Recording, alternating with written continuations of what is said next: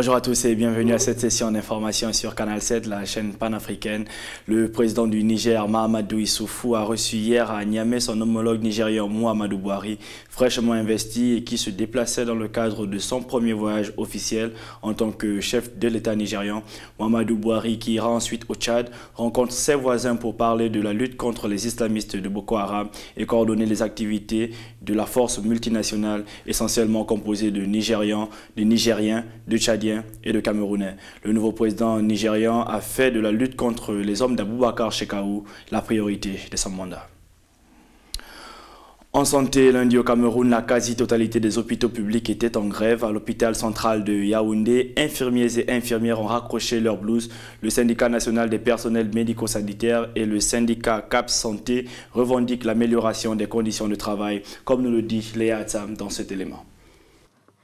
Depuis le lundi 1er juin 2015, dans les principales structures sanitaires de Yaoundé, les grévistes en blouse de travail réclament de meilleures conditions de vie et de travail. Les syndicats des personnels médico-sanitaires du Cameroun réagissent face au silence du gouvernement après le temps accordé pour l'examen de leurs doléances. Ces praticiens de santé exigent le renversement de tous les contractuels à la fonction publique, la mise à jour des différents plateaux techniques et leur approvisionnement en intrants et médicaments essentiels, ainsi que l'organisation des élections des délégués du personnel dans les hôpitaux de deuxième catégorie. À l'intérieur de l'hôpital, c'est le service minimum. Les bureaux et les salles de consultation sont presque vides. Les malades seraient abandonnés à eux-mêmes. Certains patients tenteraient vraiment de se faire consulter depuis lundi sans succès. Rappelons qu'en 2014, une pareille grève avait déjà eu lieu le 21 avril autour des mêmes revendications. Le ministère de la Santé et les syndicats avaient convenu de la création d'une mutuelle qui serait représentée sur le territoire national. Un an après, le projet semble s'être évanoui après les débats. Nous quittons le Cameroun et la santé pour l'économie en Tunisie. Plusieurs personnes campent sur une route d'accès à un site de production de phosphate, bien décidé à arracher des emplois dans une région du pays minée par le chômage et les mouvements sociaux à répétition. Le gouvernement tunisien appelle quant à lui au retour à la raison. Judith Koindo. Zora, Telajani et d'autres habitants campent sur une route d'accès à un site de production de phosphate et déclarent qu'ils ne partiront qu'une fois leurs revendications satisfaites, même si le sit-in doit durer 2 ans. Les grévistes de Maïda demandent du travail et de quoi faire manger leurs enfants. Sans cela, il n'y a rien. Sans ça, la compagnie peut rester fermée 2 ans jusqu'à ce que l'on nous donne une part de la richesse de notre pays. Après quasiment 2 mois de paralysie totale de tous les sites miniers de la région de Gafsa, la production a pu partiellement reprendre dimanche après un accord avec le gouvernement sur l'embauche de 1500 personnes. Mais pas à Mdila, où le blocage continue, les concessions des autorités étant jugées insuffisantes. Cette situation n'a plus rien d'exceptionnel dans ce gouvernorat ravagé par la misère et le chômage qui touche environ un quart des actifs. La situation sociale est à un niveau très grave et cela s'empire de jour en jour. La compagnie des phosphates de Gafsa semble être sur le point de s'effondrer devant le terrible silence des autorités.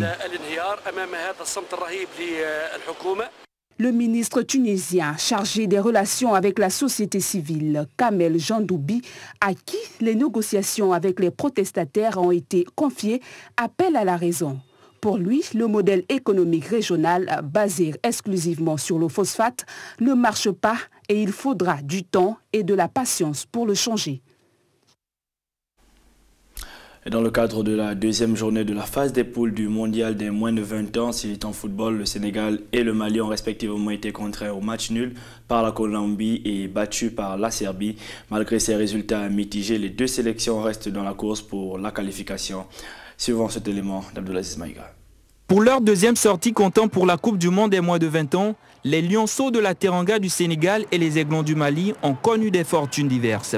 Après son entrée en matière face au Mexique, le Mali n'a pas fait sensation. Malgré une rencontre très disputée et une maîtrise du jeu, les Aiglons ont courbé l'échine face à la Serbie sur le score de 2-0. D'abord, sur un coup de pied arrêté à la 27e minute transformé par Milenkovic Savic et ensuite une 2e réalisation à la 74e minute par Mandic. Dans l'autre rencontre du groupe, les Mexicains ont battu l'Uruguay sur un score de 2-1, permettant aux équipes de ce groupe de se retrouver avec 3 points avant la dernière journée de la phase de poule. De son côté, après une défaite lors de sa première sortie, le Sénégal a fait un match nul 1 but partout face à la sélection colombienne. Les protégés de Joseph Koto ont réussi à ouvrir le score à la 23e minute de jeu par l'entremise de l'attaquant Mamadou Thiam qui, après avoir passé en revue la défense colombienne, fait trembler les filets adverses. Mais les Colombiens plus entreprenants dans le jeu harcèlent la défense sénégalaise et obtiennent un pénalty à la 43e minute. Un coup de pied de réparation transformé par Alexis Zapata sur une Panenka inspirée. Avec un seul point enregistré dans ce tournoi, le Sénégal occupe la 3e place de son groupe, derrière la Colombie 2e avec 4 points et le Portugal 1er avec 6 points.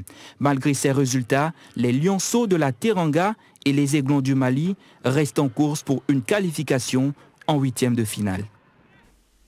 Tout d'Afrique regarde naturellement les sélections des moins de 20 ans du Sénégal et du Mali en espérant que ces deux pays iront au prochain tour de la Coupe du Monde des moins de 20 ans en Nouvelle-Zélande. C'est ainsi que s'achève cette session d'information. La rédaction et toute l'équipe technique vous remercie de l'avoir suivi. Bonne suite des programmes sur Canal 7, la chaîne panafricaine.